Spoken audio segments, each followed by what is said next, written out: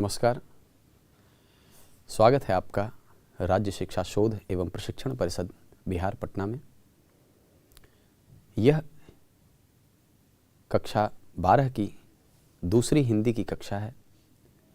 हमने कक्षा 12 के हिंदी पाठ्यपुस्तक दिगंत के प्रथम अध्याय यानी बातचीत, जो एक निबंध था बातचीत, जिसके रचयिता बालकृष्ण भट्ट थे, उसके आधे खंड तक हम पहुंच पाए थे।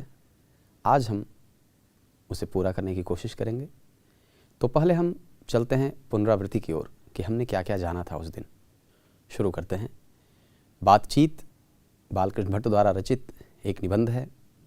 इसमें हमने 3 खंडों में जाना था। पहले खंड में हमने रचनाकार के बारे में जाना था। दूसरे खंड में हमने निबंध के बारे में जाना कि निबंध क्या है, निबंध के कितने भाग हैं, क्या विशेषताएं उसमें होती हैं। और उसके पश्चात हम निबंध की ओर बढ़े थे और आधे भाग तक पहुंच पाए थे। उसमें सबसे पहले हमने देखा कि रचनाकार का जन्म, उनकी मृत्यु, उनके माता पिता के बारे में, उनकी शिक्षा कहाँ तक हुई और उनकी वृत्ति कौन कौन सी रही, कैसे उन्होंने अपना जीवन यापन किया। फिर हमने देखा था रचनात्मक सक्रियता कि आखिर बालकृष्ण भट्ट ने क्या क्या लिखा, कैसे उन्होंने अपने ज्ञान से हिंदी साहित्य की श्रीवृद्धि की, जैसे हिंदी प्रदीप पत्रिका का प्रकाशित करना, साहित्यिक विषयों पर निबंध लिखना, फिर वेदों की युक्तिपूर्ण समीक्षा करना। हमने जाना था कि लाला श्रीनिवास द्वारा रचित एक नाटक संयोगिता स्वयंवर की उन्होंने कठोर आलोचना की थी। फिर काशी नागरी प्रचारिणी सभा द्वारा जो हिंदी शब्दकोश का निर्माण किया जा रहा था, उसमें गए किंतु अच्छा व्यवहार न होने के कारण फिर वहाँ से वापस चले आए, अलग हो गए। ये हमने जाना था। फिर हमने देखा था कि किन किन क्षेत्रों में, किन किन विधाओं में, जैसे उपन्यास बहुत सारा उन्होंने लिखा, नाटक, कई नाटक उन्होंने लिखे, प्रहसन भी लिखा, किंतु हम देखते हैं अंततः कि निबंध उनका प्रिय क्षेत्र रहा और निबंध, बालकृष्ण भट्ट ने निबंध को स्थापित करने में एक महती भूमिका निभाई। इसके पश्चात हम यह समझ रहे थे कि निबंध होता क्या है। हम यह देख रहे थे निबंध के बारे में कि निबंध किसी विषय पर एक सुव्यवस्थित, रचनात्मक, विचारपूर्ण तथा क्रमबद्ध रूप से लिखी गई अगर कोई रचना है तो उसे हम निबंध कहते हैं। निबंध के हमने देखा था कि निबंध के 3 भाग होते हैं। भूमिका या प्रस्तावना पहला भाग, दूसरा भाग मध्य भाग या प्रसार, एवं तीसरा भाग उपसंहार या अंत। उसके पश्चात हमने देखा कि निबंध मुख्यतः 3 प्रकार के माने गए हैं: वर्णनात्मक निबंध, विचारात्मक निबंध तथा भावात्मक निबंध। हमने इसके बारे में भी जाना था। इसके पश्चात आचार्य शुक्ल की एक उक्ति हमने पढ़ी थी निबंध को लेकर कि निबंध के बारे में आचार्य शुक्ल का क्या मत है। इसके पश्चात हम निबंध, जो हमारा निबंध है पाठ में बातचीत, उस पर हम आ गए थे। निबंध में अब तक हमने यह देखा था कि शुरुआती गद्यांश में हमने ये देखा था कि रचनाकार हमें स्पीच और बोलचाल के बीच के अंतर को स्पष्ट करते हैं। उसके पश्चात एक उदाहरण प्रस्तुत करते हैं। आइए हम देखते हैं कि हम अपने निबंध के किस भाग को हमने पढ़ लिया था और उनमें किन किन मुख्य बातों को हमने देखा था। उसको एक बार फिर से उसकी पुनरावृत्ति हम करते हैं। सबसे पहले हमने देखा था कि बातचीत क्या है और बातचीत और स्पीच के बीच के अंतर को स्पष्ट किया गया था। यदि वाक शक्ति हम में न होती तो यह धरा कैसी होती, इसके बारे में लेखक कहते हैं। स्पीच, वक्तृता और बातचीत, इन दोनों के बीच के अंतर को स्पष्ट किया गया था। उसके पश्चात हमने यह देखा था कि यदि कोई वक्ता किसी मंच पर खड़े होकर कुछ भी कहते हैं, स्पीच देते हैं, तो उनकी एक समस्या और बातचीत करने में जो आनंद है, इन दोनों के बीच के अंतर को लेखक ने समझाया था हमें। फिर उसमें हम यह भी देख रहे थे कि बातचीत में कोई ज़बरदस्ती वाली स्थिति नहीं आती थी, जैसा कि स्पीच में हम देखा करते हैं। जबरन कोई ऐसा स्थान ढूंढने की बात लेखक नहीं कर रहे थे जिसमें हंसी या करतल ध्वनि की बात हो, जबकि बातचीत एक निराला ढंग होता है, इसकी चर्चा लेखक कर रहे थे। बातचीत के बारे में लेखक ने बताया कि बातचीत बहुत महत्वपूर्ण अंग है हमारे दिनचर्या का, हमारे जीवन का, क्योंकि जब हम किसी से बात करते हैं तो हमारे मन का मवाद या जो भी हमारे मन में धुआं जमा होता है वो सारा समाप्त हो जाता है बातचीत करने के क्रम में। परम आनंद की प्राप्ति हमें होती है। और कुछ ऐसे बातचीत करने वालों का भी उदाहरण दिया गया जिसमें बातचीत के चलते अपने कई चीज़ों को छोड़ देना उन्हें पसंद था, अपितु बात करना ज़्यादा अनिवार्य लगता था उन्हें। फिर रचनाकार ने हमें बताया रॉबिन्सन क्रूसो का किस्सा, जिसमें फ्राइडे नामक एक व्यक्ति की आवाज़ सुनकर वो बहुत प्रसन्न हुआ था, क्योंकि वह 16 वर्षों तक लगातार जंगली जानवरों के बीच रहा था। तो उसने भाषा और बातचीत का कैसा सुख प्राप्त किया, इसके बारे में चर्चा किया गया था। फिर वाक शक्ति कितनी लुभा सकती है हमें, इसकी चर्चा की गई थी। बेन जॉनसन की चर्चा उन्होंने की थी, जिसमें उन्होंने यह बताया कि बोलने से मनुष्य के रूप का साक्षात्कार होता है। यानी जब कोई व्यक्ति बोलता है तो ही हम जान पाते हैं कि वह व्यक्ति किस प्रकार का है, कैसी उसकी मन स्थिति है। फिर बातचीत में यह बताया गया कि कितने लोगों के बीच बातचीत सहज और ग्राह्य हो सकती है। हमने देखा था कि जब दो व्यक्तियों की बातचीत होती है तो वह अच्छी बातचीत के बारे में कहा गया कि वो एडिसन साहब ने बताया था कि अच्छे बातचीत का तरीका यह है कि दो व्यक्तियों के बीच बातचीत की जाए। फिर यदि 2 के बाद 3 हो तो उन्होंने एक त्रिकोण की रचना की थी। किंतु जब 3 के जगह 4 व्यक्ति हो जाएं और 4 से अधिक लोग हो जाएं तो फिर वह बातचीत न रहकर केवल राम रमव्वल वाली बात लेखक ने हमें बताई थी, और हम उस बातचीत से कोई आनंद की प्राप्ति नहीं कर सकते हैं, ऐसा लेखक ने हमें बताया था। अब इसके पश्चात हम आज पाठ के आगे भाग में पहुंचेंगे और देखेंगे कि इस निबंध में आगे लेखक हमें किन बातों से परिचित करवाना चाहते हैं। आइए आगे देखते हैं। बातचीत के अनेक भेद हैं। 2 बुढ़ों की बातचीत प्रायः जमाने की शिकायत पर हुआ करती है। वे बाबा आदम के समय की ऐसी दास्तान शुरू करते हैं जिसमें 4 सच तो 10 झूठ। एक बार उनकी बातचीत का घोड़ा छूट जाना चाहिए, पहरों बीत जाने पर भी अंत न होगा। प्रायः अंग्रेजी राज्य, प्रदेश और पुराने समय की रीति नीति का अनुमोदन और इस समय के सब भांति लायक नौजवानों की निंदा उनकी बातचीत का मुख्य प्रकरण होगा। पढ़े लिखे हुए के लिए तो शेक्सपियर, मिल्टन, मिल और स्पेंसर जीभ पर नाचा करेंगे। लेखक कह रहे हैं कि यदि 2 बुजुर्गों के बीच बातचीत होती है तो उनके बातचीत का जो दायरा होता है वो बड़ा अजीब होता है। जैसे वो जमाने भर की शिकायत करेंगे, वो एक ऐसी दास्तान छेड़ देंगे अपने समय की जिसमें यह इंगित हो कि उनका समय ज़्यादा बेहतर था और अभी का समय उनके समय के स्थिति से कमतर है। उसके बाद उनकी बातचीत का अलग अलग दायरा होता है। जैसे कभी अंग्रेजी राज की, चूँकि यह लेख आप ध्यान देंगे, यह निबंध जो लिखा गया है वह कब लिखा गया है? यह निबंध लिखा गया है जिस समय अंग्रेजी राज्य का यहाँ प्रसार था। तो ऐसी स्थिति में इस निबंध में आपको ऐसी चीज़ें मिलेंगी जिसमें अंग्रेजी राज्य की बात की जाए, प्रदेश की बात की जाए, अंग्रेजी की बात की जाए।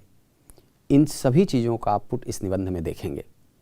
तो ये सारे विषय होते थे बुजुर्गों के। उसके बाद बुजुर्गों का एक बहुत महत्वपूर्ण जो विषय होता है वो नौजवानों की निंदा करना होता है, ऐसा लेखक कहते हैं। और हाँ, अगर जब पढ़े लिखे लोग हुए तो उनकी बातचीत का जो दायरा होगा, उनकी बातचीत का जो विषय होगा वो शेक्सपियर, मिल्टन, मिल और स्पेंसर जैसे लेखकों की बातचीत की जाएगी।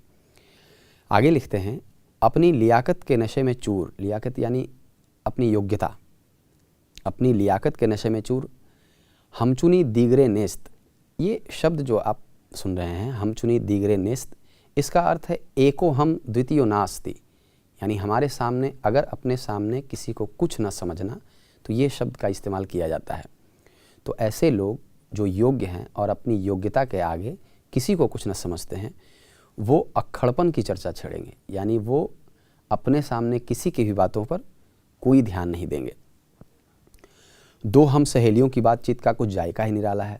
उसके बाद लेखक बताते हैं कि दो सहेलियों की अगर बातचीत की जाएगी तो उनका तो जायका अलग ही है। रस का समुद्र मानो उमड़ा चला आ रहा है, इसका पूरा स्वाद उन्हीं से पूछना चाहिए जिन्हें ऐसों की रस सनी बात सुनने को कभी भाग्य लड़ा है। यानी दो सहेलियों की जब बातें होती हैं तो वो रस से सराबोर होती हैं, लेकिन ये रस कैसा है ये उन्हीं से पूछना चाहिए जिन लोगों ने उस तरह की बातें कभी सुनी है। आगे लेखक कहते हैं दो बूढ़ियों की बातचीत, यानी दो बुजुर्ग महिला हैं, दो बूढ़ियों की बातचीत का मुख्य प्रकरण बहू बेटी वाली हुई तो अपनी बहुओं या बेटों का गिला शिकवा कर होगा, या वे बिरादराने का कोई ऐसा रमरसरा छेड़ बैठेंगी कि बात करते करते अंत में खोड़े दांत निकाल लड़ने लगेंगी। यहाँ लेखक चुटीली व्यंग भी करते हैं बुजुर्ग महिलाओं पर कि अगर महिलाएं आपस में बात करती हैं, वृद्ध महिलाएं, तो उनके बात करने का जो सीमित दायरा है वो अपनी बहू की शिकायत करना और फिर वो शिकायत से ऐसी बातें निकलना कि आपस में ही झगड़ा बन जाना, इस तरह की स्थिति की कल्पना करते हैं लेखक। आगे लेखक लिखते हैं लड़कों की बातचीत। लड़कों की बातचीत खिलाड़े हुए तो अपनी अपनी तारीफ करने के बाद वे कोई सलाह गांठेंगे जिससे उनको अपनी शैतानी जाहिर करने का पूरा मौका मिले। स्कूल के लड़कों की बातचीत का उद्देश्य अपने उस्ताद की शिकायत या तारीफ या अपने सहपाठियों में किसी के गुण अवगुण का कथोपकथन होता है। लेखक अलग अलग उम्र के लोगों की मनस्थिति का वर्णन कर रहे हैं कि उनकी बातचीत का क्या विषय हो सकता है, क्या विषय वस्तु हो सकती है उनकी बातचीत की। जैसे सबसे पहले हमने देखा दो बुजुर्गों की बातचीत, फिर हमने देखा पढ़े लिखे लोगों की बातचीत, फिर हमने देखा कि दो सहेलियों की बातचीत, उसके बाद दो बुजुर्ग महिलाओं की बातचीत, उसके बाद अभी देख रहे हैं दो लड़कों की बातचीत। दो लड़के हैं, अगर बातचीत करते हैं तो अगर खिलाड़े हुए तो अपनी अपनी तारीफ़ करेंगे या शैतानी जाहिर करने के बारे में बताएंगे। अगर स्कूल के लड़के हैं तो वो अपने उस्ताद यानी जिसे वो सीनियर मानते हैं, जिसे हम सीनियर कहते हैं, सीनियर की या तो शिकायत करेंगे या तारीफ़ करेंगे या गुण अवगुण के बारे में बताएंगे। पढ़ने में कोई लड़का तेज हुआ तो कभी अपने सामने दूसरे को कुछ न गिनेगा। ये साधारण सी बात है, जो पढ़ने में अच्छा बच्चा है, अच्छा विद्यार्थी है, ऐसा माना जाता है कि वो अपने सामने किसी को कुछ न गिनेगा। ये लेखक के विचार हैं। और यदि सुस्त और बोदा हुआ तो दबी बिल्ली सा सारे स्कूल भर को अपना गुरु ही मानेगा। इसके अलावा बातचीत की और भी बहुत सी किस्में हैं। राजकाज की बात, व्यापार संबंधी बातचीत, दो मित्रों में प्रेमालाप इत्यादि। हमारे देश में अशिक्षित लोगों में बतकही होती है। लेखक इन सभी बातचीत के जरिए बताते हैं कि बातचीत के और कई तरीके हैं, जैसे राजकाज की बातचीत, व्यापार संबंधी बातचीत या मित्रों के बीच बातचीत। लेकिन अशिक्षित की बातचीत को इन्होंने बातचीत नहीं कहा है, उसको इन्होंने बतकही कहा है। लड़की लड़के वालों की ओर से एक एक आदमी बिचवई होकर दोनों में विवाह संबंध की कुछ बातचीत करते हैं। उस दिन से बिरादरी वालों को जाहिर कर दिया जाता है कि अमुक की लड़की का अमुक के लड़के के साथ विवाह पक्का हो गया है और यह रस्म बड़े उत्सव के साथ की जाती है। ये जिसे हम अंग्रेजी में मेडिएटर कहते हैं, यानी जो शादी में बीच बिचौल की बात करते हैं दोनों तरफ से, उनकी बात की जा रही है कि एक लड़का पक्ष है, लड़की पक्ष है और उन दोनों के मिलाने वाले जो मेडिएटर होते हैं उनकी बातचीत कैसी होती है, ये चर्चा की जा रही है। फिर चंडू खाने की बातचीत भी निराली होती है। चंडू खाना ये शब्द है जिस जहाँ अफीम पीने वालों के लिए एक स्पेशल जगह होता है, छुपकर ऐसी जगह बनाई जाती है जहाँ लोग पीते हैं, उसको चंडू खाना कहा जाता है। तो चंडू खाने की बातचीत भी निराली होती है। वहाँ की बातचीत का विषय कुछ और होगा, जो जितनी हमने चर्चा की उन चर्चाओं से अलग उनकी चर्चाएं होंगी। निदान यानी अर्थात बात करने के अनेक प्रकार और ढंग हैं। लेखक लिखते हैं कि बात करने के अनेक प्रकार और ढंग हैं, वो सभी के लिए एक जैसा हो ही नहीं सकता है, किसी के लिए कुछ होगा तो किसी के लिए कुछ होगा। आगे लेखक लिखते हैं यूरोप के लोगों में बात करने का हुनर है। आर्ट ऑफ कन्वर्सेशन यहाँ तक बढ़ा है कि स्पीच और लेख दोनों इसे नहीं पाते। इसकी पूर्ण शोभा काव्य कला प्रवीण विद्वान मंडली में है। ऐसे चतुराई के प्रसंग छेड़े जाते हैं कि जिन्हें सुन कान को अत्यंत सुख मिलता है। सुहृद गोष्ठी इसी का नाम है। सुहृद गोष्ठी की बातचीत की यह तारीफ है कि बात करने वालों की लियाकत अथवा पंडिताई का अभिमान या कपट कहीं एक बात में भी प्रकट न हो, वरन क्रम में रसाभास पैदा करने वाले शब्दों को बरतते हुए चतुर सयाने अपनी बातचीत को सरस रखते हैं। वह रस हमारे आधुनिक शुष्क पंडित की बातचीत में, जिसे शास्त्रार्थ कहते हैं, कभी आवेगा ही नहीं। मुर्ग और बटेर की लड़ाइयों की झपटा झपटी के समान उनकी नीरस काँव में सरस संलाप की चर्चा ही चलाना व्यर्थ है, वरन कपट और एक दूसरे को अपने पांडित्य के प्रकाश से बाद में परास्त करने का संघर्ष आदि रसाभास की सामग्री वहाँ बहुतायत के साथ आपको मिलेगी। घंटे भर तक काँव काँव करते रहेंगे तो कुछ न होगा। लेखक कहते हैं, यूरोप की चर्चा कर रहे हैं कि यूरोप में बातचीत करने का हुनर है। वहाँ आर्ट ऑफ कन्वर्सेशन की बात कर रहे हैं कि वहाँ जो बात होती है उस बात में एक विषय होता है, उस विषय में दो व्यक्तियों के बीच बातचीत होती है या कई व्यक्तियों के बीच बातचीत होती है, तो उस बातचीत में वजन होता है। आपस में बातचीत करने के दौरान एक दूसरे पर हावी होना उनका स्वभाव नहीं होता है।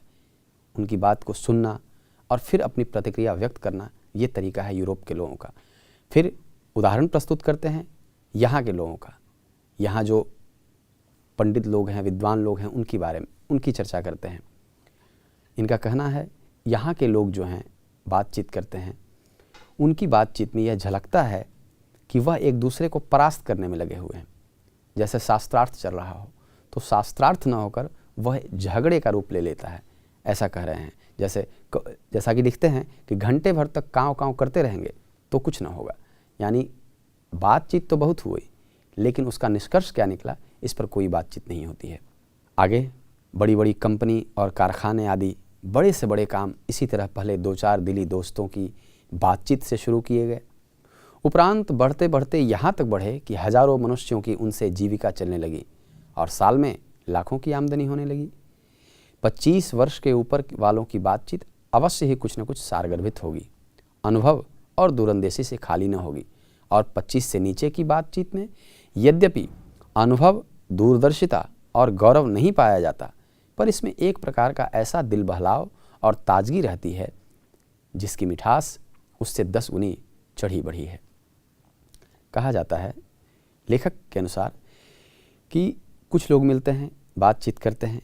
बातचीत के क्रम में कई बार ऐसा होता है कि हम ख्याली पुलाव पकाने लगते हैं। बातचीत में ये करने लगते हैं कि बड़ी बड़ी कंपनी हम खोलेंगे, उस कंपनी में लाखों लोग मजदूर होंगे, उन मजदूरों का घर चलेगा, वगैरह वगैरह। यानी ख्याली पुलाव। धरातल पर उसको उतारना है या नहीं है, या कैसे उसको करना है, इसकी कोई चर्चा नहीं।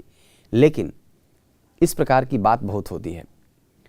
लेकिन उसके अलावा ये लेखक कहते हैं कि यदि 25 से ऊपर, ये एक उम्र लेखक तय कर रहे हैं कि 25 वर्ष से ऊपर के लोग अगर बात करेंगे तो उनकी बातचीत में वजन होगा, वो सारगर्भित बातचीत करेंगे, दूरंदेशी होगी उनकी बातचीत में।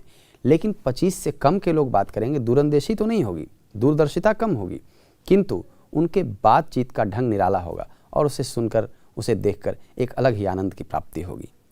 आगे लिखते हैं, यहाँ तक हमने बाहरी बातचीत का हाल लिखा है जिसमें दूसरे फरीक के होने की बहुत आवश्यकता है, बिना किसी दूसरे मनुष्य के हुए जो किसी तरह संभव नहीं है, और जो दो ही तरह पर हो सकता है, या तो कोई हमारे यहाँ कृपा करे या हम ही जाकर दूसरे को कृतार्थ करें। पर यह सब तो दुनियादारी है जिसमें कभी कभी रसाभास होते देर नहीं लगती, क्योंकि जो महाशय अपने यहाँ पधारें उनकी पूरी दिलजोई न हो सकती तो शिष्टाचार में त्रुटि हुई। लेखक कहते हैं कि बातचीत हमने समझ ली कि बातचीत क्या है, लेकिन बातचीत के लिए आवश्यक है कि एक व्यक्ति सामने हो, कम से कम एक व्यक्ति। और ऐसा करने के लिए इसका 2 तरीका है, या तो हम उस व्यक्ति के पास जाएं या फिर वो व्यक्ति हमारे पास आए। यदि हम उस व्यक्ति के पास जाते हैं तब तो ठीक है, लेकिन यदि वो व्यक्ति मेरे पास आते हैं, हमारे पास आते हैं और शिष्टाचार में कमी हो जाती है हमारी, या हमारे आवभगत में कमी होती है, तो वो कहीं ना कहीं एक नकारात्मक बोध देता है और बातचीत का उस तरह का ढंग नहीं बन पाता है। इससे लेखक बचने की बात करते हैं। आगे लिखते हैं, अगर हम ही उनके यहाँ गए तो पहले तो बिना बुलाए जाना ही अनादर का मूल है, और जाने पर अपने मन माफिक बर्ताव न किया गया तो मानो दूसरे प्रकार का नया घाव हुआ। इसीलिए सबसे उत्तम प्रकार बातचीत करने का हम यही समझते हैं कि हम वह शक्ति अपने में पैदा कर सकें कि हम अपने आप से बात कर लें और अपने आप से बात कर लिया करें।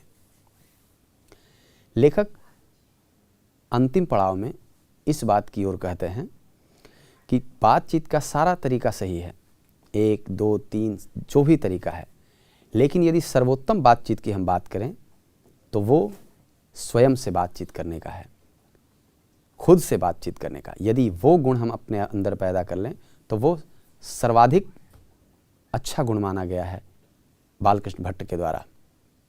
आगे लिखते हैं, हमारी भीतरी मनोवृत्ति प्रतिक्षण नए नए रंग दिखाया करती है। वह प्रपंचात्मक संसार का एक बड़ा भारी आईना है जिसमें जैसी चाहो वैसी सूरत देख लेना कुछ दुर्घट बात नहीं है, और जो एक ऐसा चमनिस्तान है जिसमें हर किस्म के बेल बूटे खिले हुए हैं। ऐसे चमनिस्तान की सैर में क्या कम दिल बहलाव है? मित्रों का प्रेमालाप कभी इसकी 16वीं कला तक भी न पहुंच सका। इसी सैर का नाम ध्यान या मनोयोग या चित्त को एकाग्र करना है, जिसका साधन 1-2 दिन का काम नहीं है। लेखक कहते हैं कि हमारी मनोवृत्ति, हमारी मन की वृत्ति जो है वो प्रतिक्षण नए नए रंग दिखाती है। जो प्रपंचात्मक संसार यानी झूठ का जो संसार है वो बड़ा आईना है, उसमें अलग अलग प्रकार की सूरत देखना कोई बड़ी बात नहीं है। यह एक ऐसा चमनिस्तान है, चमनिस्तान का मतलब बाग, सुंदर फूलों से खिला हुआ बाग, जिसमें बेल किस्म किस्म के बेल बूटे खिले हुए हैं। तो क्या ये कम दिल बहलाव है? यानी वहाँ क्या हमको कम मन लगेगा? तो बातचीत करने के लिए बाहरी वातावरण में जाने से बेहतर है कि अपने भीतर के गुणों को देखना और अपने खुद से बात करने की कला को विकसित करना। लेकिन इस कला को विकसित करना कोई आसान बात नहीं है।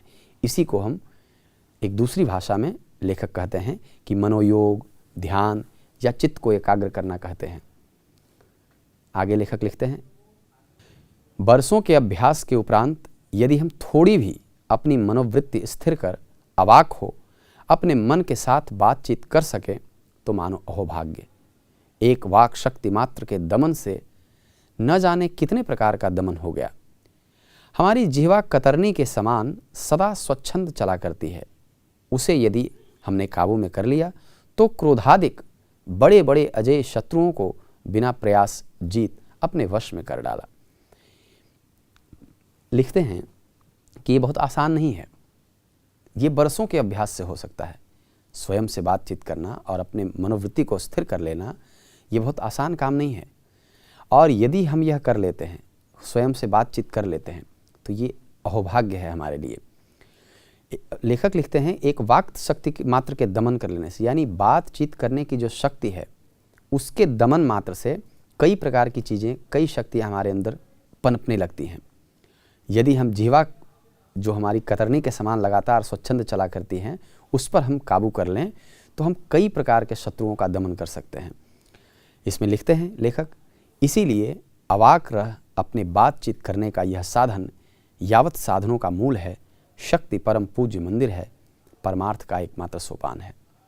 और इस प्रकार से यह पाठ लेखक के द्वारा यहीं समाप्त किया जाता है। लेकिन इसमें हम देखते हैं, अगर इस पूरे निबंध को एक पैनी नज़र से हम देखेंगे तो पाएंगे कि शुरुआत में इस निबंध में बातचीत के गुण बताए गए हैं।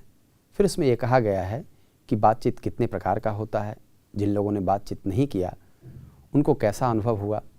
उसके बाद हमारे यहाँ की बातचीत, यानी कई वर्ग, कई उम्र के वर्ग के लोगों के बारे में लेखक ने कहा कि उन लोगों के बातचीत का नज़रिया क्या होता है, उनकी विषय वस्तु क्या होती है, इसकी चर्चा की लेखक ने। फिर बातचीत का जो उत्कृष्ट उदाहरण है यूरोप में, आर्ट ऑफ कन्वर्सेशन, जिसकी चर्चा लेखक ने की, उसकी बात हमने की। उसके बाद लेकिन अंत में रचनाकार इस नतीजे पर पहुंचते हैं कि सारी बातचीत की जो तरीके हैं वो सब एक तरफ, लेकिन बातचीत का जो सर्वाधिक बेहतरीन तरीका है वो स्वयं से बातचीत करने का है, खुद से बातचीत करने का है। और इस प्रकार बातचीत आवश्यक है, किंतु किससे यह एक प्रश्न छोड़कर लेखक इस पूरे पाठ को समाप्त करते हैं। आशा करते हैं कि यह पाठ आपको पूरी तरह से समझ आ गया होगा और अगले मुलाकात में हम आपके ही पाठ्यपुस्तक के किसी और पाठ को लेकर आपके समक्ष प्रस्तुत होंगे। तब तक के लिए धन्यवाद।